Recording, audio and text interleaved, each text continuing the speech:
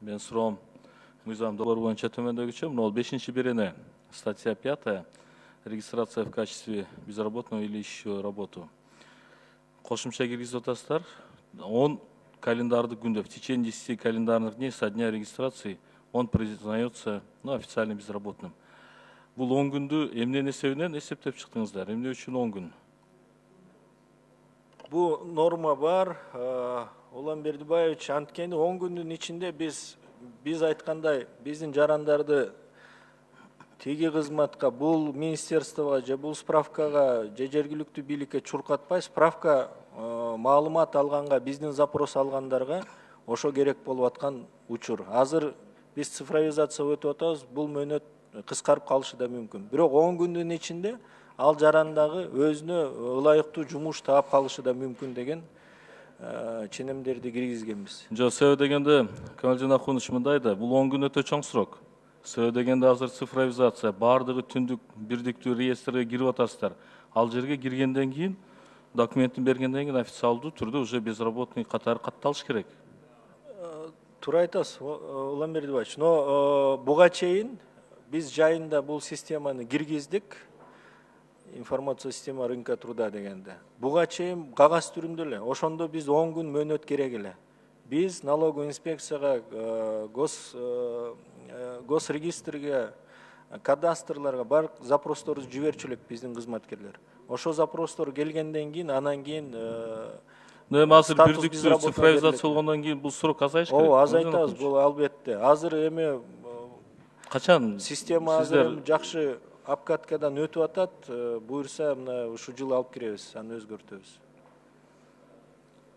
Андан кийин мен жогоруда коллегаларым суроо беришти, бирок мен ошого толук кандуу мындай жооп ала албадым да. Бүгүнкү күнү биздин мигранттар, трудовые мигранты, они считаются официально безработными в нашей стране?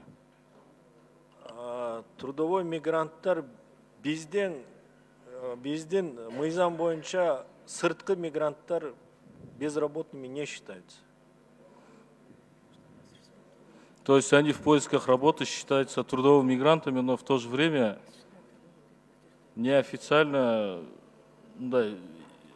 без иш менен камсыз болгон катары сиздер кабыл аласыздарбы же? Мен ушуну эч так түшүнүк берип койсоңуздар туура болмок. Улан Бердибаевич, эми трудовой мигрант деген өзүнүн сөзүндө да турат, трудовой деп. Значит, ал сыртка чыгып жумуш издегени, Жумуш издеп баратат. Ооба, кетти. Тилекке каршы ал каттоо бизде жок. Бирок мен азыр айтып койгондой, ЕЭСтин алкагында, ЕЭКтин комиссиясынын чечими чыккан. Азыр работа без границ деген платформа ачып атабыз. Ошонун ичинде госслужба, миграция да бар, биздин министрликте да бар, керек болсо келечекте ГРС да кошулат. Ошо проектти биз реализацияга азыр биринчи кадамдарды баштайлы деп атабыз ушул жылдан. Ошондо биз прозрачный бир картинаны рынок труда в рамках ЕС көрө алабыз да. Бүгүнкү күндө андай мүмкүнчүлүк жок тилекке каршы. Анда ушул мыйзам долбооруна, ол жерде основные понятия используемые в законе, тогда надо ввести отдельной статьей официальные безработные и понятие трудовые мигранты. Караштырайлы, Улан Бердибаевич. Түшүндүм.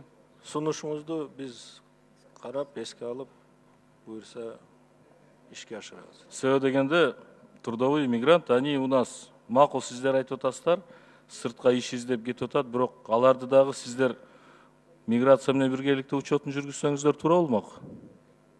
Туура, миграция менен биздин министрлик тыгыз иштейт, туура айтасыз. Ошо учеттуу базаларды азыр платформа түзүп атабыз. 2020 жылы пландарыбыз бар, ошону киргизгенге. Андан кийин Камалжан Акунович, мына ал официалдуу безработныйларды 76 миңден ашуун адам дедиңиз, алар ушул 300 сом алууга акылыбы?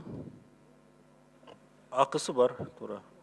Эмне үчүн ушул 76 миңден 123 гана адам алат? Же маалымат жетпей атабы? Же дагы башка жагдайлар барбы? Жок, маалымат баарына бирдей берилет. Бизде кул-центр бар. Телефон менен деле кайрылып, ар бир жараныбыз маалымат алганга толук мүмкүнчүлүк бар. мен айтып кеткендей занятость точка kg деген порталыбыз бар. Анан келечекте ушу мобильный телефондорго дагы ошондой бир программаны киргизели деп атабыз. Эмнеге алып айтат? Анткени мен айткандай же башка жумуш орнун издеп кетип атат, же башка биздин госпособияларга өзүнүн анткени үй бүлөгө көмөктөгөн пособие бийигирээк болот да, 300 сом эмес, киши башына мен айтып аткан 810 сомдон без учетов коэффициента высокогорья, да. Ошого ошо пособияны алганга аларга выгодныйраак болуп атат да. Бирок ошол эле учурда баягы анын ичинде эми мен ойлойм, 123 адам бул же маалыматтын жетишсиздиги, скорее всего. Я 10 секунд. Уланбек Бердибаевич, мен түшүндүм, бул маселени дагы биз тактап туруп, дагы бир каякта кемчиликтер бар, ошону изилдеп Сиздер чыгайлы. тактап элге жеткизсеңиздер, себеби дегенде ошол 300 сомдук пособие по безработице алган, бул биздин ошол жарандарыбызга чоң жардам болмок. Туура айтасыз. Кошулам сизге, албетте ошону Рахмат. кагаз түрүндө жооп беребиз. Рахмат.